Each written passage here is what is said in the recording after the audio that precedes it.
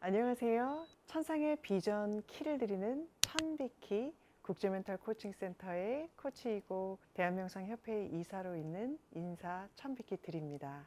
명상에 대한 오해가 좀 있는 것 같아서 오늘은 그 부분을 좀 다룰까 해요. 또 시간이 되면요, 더불어 명상을 들어가기에 앞서 어떤 마음가짐 또 몸매가짐을 준비해야 될지 그 점도 한번 나눠보려고 합니다. 어떤 분이 그런 얘기 하시죠. 무슨 종교를 믿어? 명상 종교야? 라고 얘기하시는데요. 우리가 이제 그 종교가 있는 분들, 저도 카톨릭 신앙관을 갖고 있지만요, 종교라는 것은 절대적 신에게 의지하고 의탁하는 또 내맡김의 그런 자세이죠. 그래서 청혼의 기도를 참 저도 많이 했던 것 같아요. 그런데 명상이라는 거는 내 자신의 몸과 마음을 스스로 좀 수양하는, 몸과 마음의 주인이 좀 돼서 잘 다스리는 그런 어떤 방편이라고 저는 이야기를 하면 좋을 것 같아요. 명상의 개념, 학술적 개념 따지면 또 너무나 방대하기 때문에 저는 처음부터 실용적 관점에서만 이야기 드리고 싶다고 했는데요.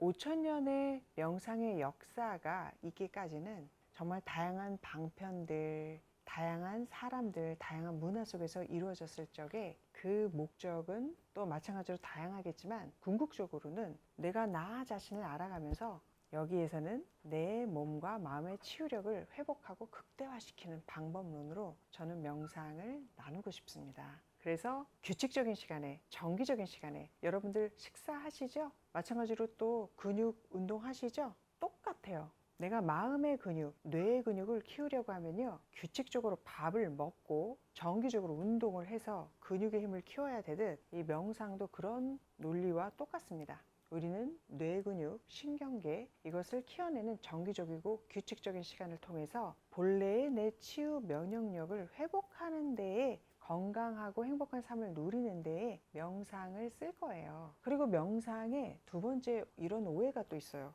명상은 아주 조용한 데에서만 해야 되지 않나요? 즉 가부좌를 틀고서 아주 소음이 없는 곳에서 해야 되지 않나요? 그렇게 되면 제가 시간이 없어서요 라는 이야기를 또 주시는 거죠. 자, 그게 아주 큰 오해예요. 우리는 돌을 닦는 명상하는 거 아니죠. 실제 저기 돌 닦는 히말라야 산에 많으세요. 또 수행하러 저 산 깊이 들어간 분들 많으시죠. 그런데 우리는요, 비록 몸이 불편해도 치열하게 다시 이 사회에 돌아와서 나의 꿈을 이루고 누군가와 더불어서 살아갈 그런 분들이잖아요. 그런 관점에서 명상은 가부좌를 틀고 조용한 곳에서 할 수만 있는 것이 아니라, 저 같은 경우에도 지금 굉장히 아주 바쁘게 활기차게 많은 분들과 시간에 때로는 또 쫓겨가면서 살고 있을 때에 이 명상 방편 정말 잘 쓰고 있거든요. 자, 가령 이런 거예요. 헐레벌떡 어떻게 전철 놓칠 것 같아.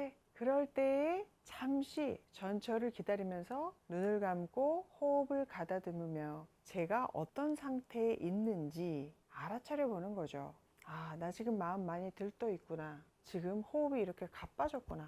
아, 놓치면 큰일 나 하는 그런 안달복달난 생각하고 있구나 하고 알아차려 보는 거. 우리 그거 대표적으로 명상이라고 할 수 있어요. 멈추어서 자신을 들여다보고 알아차린다. 그거 꼭 조용한 곳에서만 할 수 있는 것 아니잖아요. 짬짬이 명상, 찰나 명상, 저는 그래서 적극 권합니다. 그리고 이제 드디어 지하철에 딱 탔어요. 그럼 의자에 타면 예전에 저 같은 경우에는 피곤하니까 아이고야 이렇게 해서 이제 막 자기 바빴는데, 이제는 잠시라도 앉아서 제가 또다시 한번 제 몸과 마음 상태를 살펴보고, 그거 몇 초 안 되거든요. 그리고 나서 아, 내가 이 상태에는 잠을 자야겠구나. 이 상태에서는 좀 깨어 있음에 머물러 있어야 되겠다. 이 상태에서는 잠시 핸드폰을 좀 보고 갈까? 이렇게 이제 고요한 상태에서 제가 해야 할 행동을 선택을 하게 되죠. 그렇게 해서 명료하게 저의 몸과 마음을 재정립할 수 있기에 명상은 시시각각 어디서나 찰나찰나 사용할 수 있고 어떤 자세든지 가능하다라는 걸 얘기 드리고 싶어요.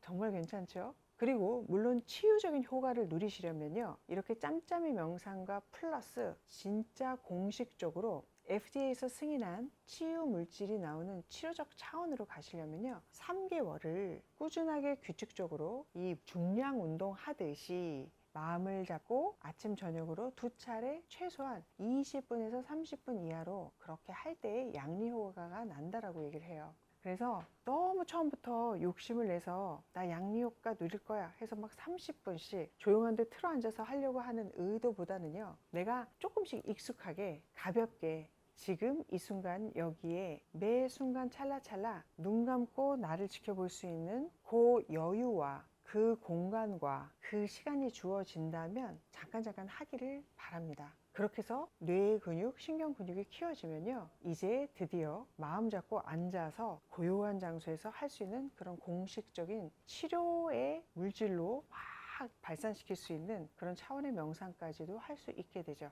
또 명상의 오해 무엇이 또 있을까요?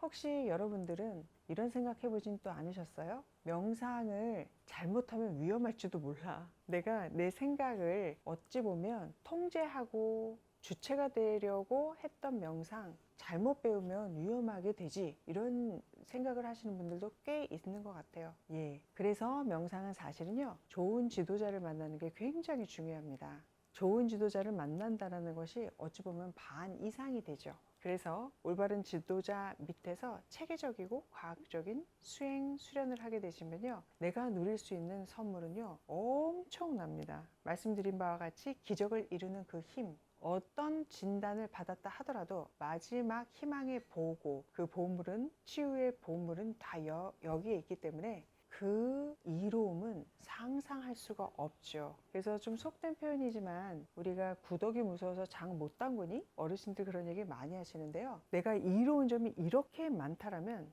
진짜 시간 투자해서 적극적으로 찾아서 해봐야 되지 않겠어요? 네, 명상은 이렇게 해서 우리가 좀 오해와 진실을 좀 다뤄보도록 하고요. 그리고 두 번째로 명상의 준비사항이 있습니다. 명상을 하기 전에는요, 꼭 준비해야 될 것이, 저는 명상 노트라고 생각을 해요.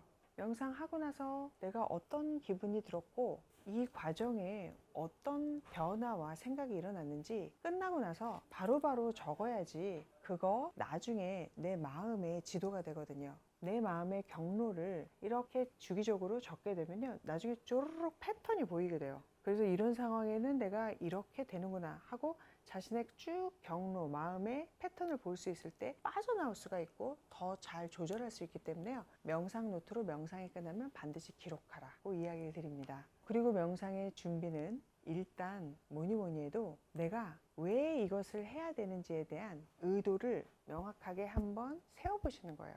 명상은 조금 단조로움이 있잖아요. 외부적 정보를 다 차단하고서 나와 독대하는 시간이기에 우리 현대인들은요, 끊임없이 핸드폰, 끊임없이 뭐 책 보고 가만히 있질 못해요. 진정한 쉼과 휴식을 할 수 없는 것이 어찌 보면 현대인의 병폐입니다. 그걸로 인해서 오히려 스트레스가 오는지도 몰라요. 정신이 여기저기 막 뺏긴 것 자체가 대단히 스트레스가 일어나는 상황인지도 모른다는 얘기죠. 그래서 다시 한번 말씀드리지만 중요한 것은 아무것도 하지 않고 내가 시간도 공간도 나의 정체성도 그 무엇으로도 규정되지 않은 그 순수한 의식으로 들어가는 것이 명상이기에, 들어가기에는 조금 단조롭고 지루할 수 있지만 그 상태가 돼야지 내가 새로움을 창조할 수가 있죠. 마치 순백의 도화지에 내가 원하는 꿈을 다시 처음부터 그려볼 수가 있다라는 이야기입니다. 그래서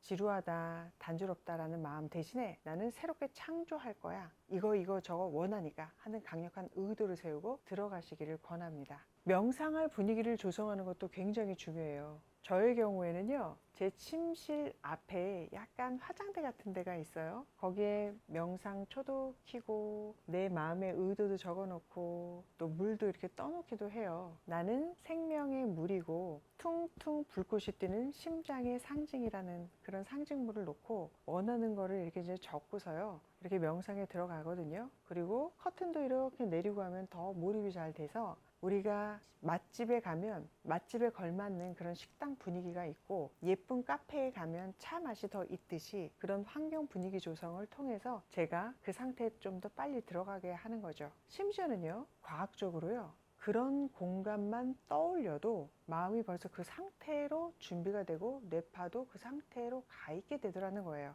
그래서 자신만의 명상을 할 수 있는 그런 공간, 쉼과 여유의 공간을 만드셔서 들어가시면 더욱 좋고요. 그리고 뭐니 해도 시간을 낸다라는 것. 밥 먹는 거 시간 내시잖아요. 샤워하는 시간 내시잖아요. 운동 시간도 내시듯 명상 시간도 내셔야 돼요. 시간을 절대로 정해놓지 않고서는요, 가장 할 수 없는 게 이 마음 다스리는 명상의 시간이에요. 우리 또 그 시간 여백이 딱 생기잖아요. 그럼 그 시간에 자고 싶거나 또 쉰다라는 명목하에 음악을 듣거나 뭐 시청을 하거나, 또 젊은 친구들은 스트레스 푼다고 해서 또 많은 경우에 이렇게 오락을 하거나 뭐 기타 등등 취미 활동이나 또 활동성으로 빠지게 되거든요. 그래서 진정한 휴식과 쉼이라는 거는요, 그런 외부적 정보를 다 차단하고 나하고 만나는 시간이기에, 그 나하고 만나는 시간은 따로 떼어놓지 않으면 마치 가장 소중한 존재를 만나는 시간이야, 대통령보다 더 중요한 존재를 만나는 시간이야, 그래서 이 시간은 반드시 빼놓겠어 라고 스케줄링을 해야지만 그 규칙적이고 정규적인 시간을 통해서 내 안에 있는 백인의 의사도 꺼낼 수 있고요, 꿈을 이루는 지니 마법의 램프도 꺼낼 수가 있고요,